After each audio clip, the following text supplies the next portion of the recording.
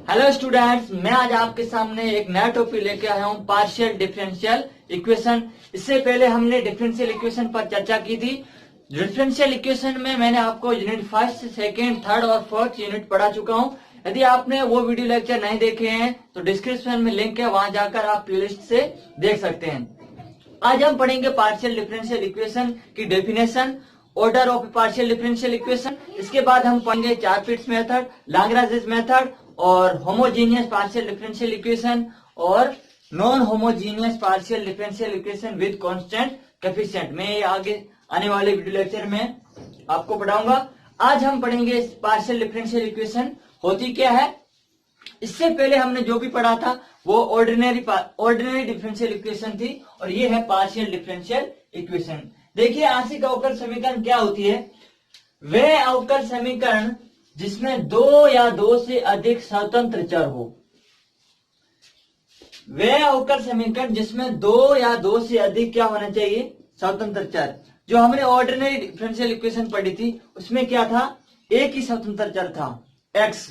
या क्या हो सकते हैं? दो या दो से अधिक होंगे और उनके सापेक्ष एक या एक से अधिक कोटि। ये आगे पढ़ेंगे हम कोटि क्या होती है, लेकिन हम डिफरेंशियल इक्वेशन में पढ़ चुके हैं कि कोटि क्या होती है। यदि आपने वो लेक्चर नहीं देखा है तो देख लीजिए। एक या एक से अधिक कोटि के अवकलज विद्यमान हो उसे आंशिक अवकल समीकरण कहते हैं।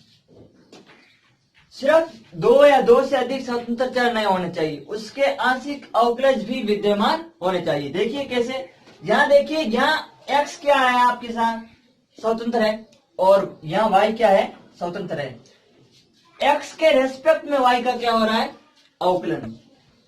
x के सापेक्ष z का क्या हो रहा है? अवकलन। यहाँ y के सापेक्ष z का क्या हो रहा है? अवकलन। यहाँ x और y क्या है? स्वतंत्र। दो या दो से अधिक स्वतंत्र है। और यहाँ भी आप देख सकते हैं ये x स्वतंत्र है, यहाँ y भी क्या है? स्वतंत्र है।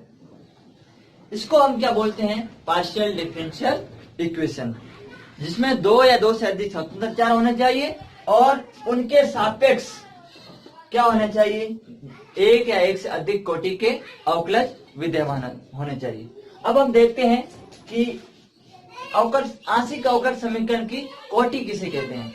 देखिए, आंशिक अवकल समीकरण की कोटि, इसकी डेफिनेशन क्या है? किसी आंशिक अवकल समीकरण में विद्यमान उच्चतम आंशिक अवकलज की कोटि ही पार्शियल डिफरेंशियल इक्वेशन की कोटि कहलाती है। ये क्या है इसकी डेफिनेशन? देखिए, आप एग्जांपल से आसानी से इसको समझिए। एक एग्जांपल लेते हैं हम। x del z by d x plus y d y by d z by d y बराबर 0। यहाँ आंशिक अवकलज क्या है? इसकी कोटि कितनी है? एक। इसकी भी कोटि कितनी है? एक। तो इसकी कोटि क्या हो जाएगी? एक। क्योंकि अधिकतम कोटि की इसकी यदि ये होता तो इसकी कोटि कितनी होती? दो। क्योंकि इस आंशिक अवकलज की अधिकतम कोटि कितनी है? ये हमने उच्चतम आंशिक अवकलज की कोटि, तो इसकी कोटि कितनी है? उच्चतम आंशिक अवकलज की कोटि कितनी है? दो। तो इस पूरी पार्शियल डिफरेंशियल इक्वेशन की कोटि कितनी बनेगी? दो। यदि इसकी तीन होती, जैसे D cube by d z by d x cube होता, तो यहाँ इसकी कोटि कितनी हो जाएगी इस पार्शियल डिफरेंशियल इक्वेशन की? तीन। क्योंकि उच्चतम आंशिक अवकलज की कोटि कितनी है? तीन। तो इसकी कोटि, पूरी पार्शियल डिफरेंशियल इक्वेशन की कोटि कितनी होगी? 3। एक और हम एग्जांपल लेते हैं, दूसरा। जैसे हमारे पास एग्जांपल है एक,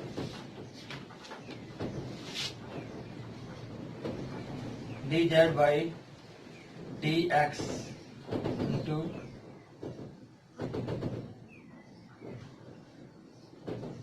del y plus 6 d cube z by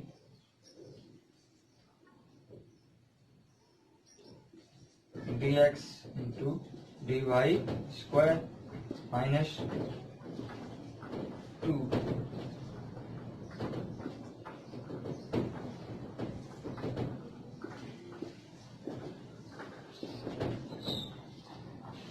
देखिए ये आपके सामने एक एग्जांपल है। D cube z by d x square d y plus 6 d cube d z d x into d y square. आप इसको ध्यान से देखिएगा, यहाँ इसकी अधिकतम कोटि कितनी है इस अवकलज की। ये जो आंशिक अवकलज है इसकी अधिकतम कोटि कितनी है 3, इसकी भी कितनी है 3, इसकी कितनी है 2। तो इस पूरी आंशिक अवकल समीकरण की जो कोटि होगी वो कितनी आएगी 3। आपको यही लिखना है, किसी आंशिक अवकल समीकरण में विद्यमान उच्चतम आंशिक अवकलज की कोटि ही पूरी डिफरेंशियल इक्वेशन की कोटि कहलाती है। विद्यमान उच्चतम आंशिक अवकलज की कोटि ही पार्शियल डिफरेंशियल इक्वेशन की कोटि कहलाती है। या यदि 4 होता, जैसे dx square into d y square होता, तो इसकी जो कोटि होगी वो 4 होगी, क्योंकि उच्चतम आंशिक अवकलज की कोटि कितनी है 4। तो इसकी पूरी पार्शियल डिफरेंशियल इक्वेशन की जो कोटि होगी वो क्या आएगी 4।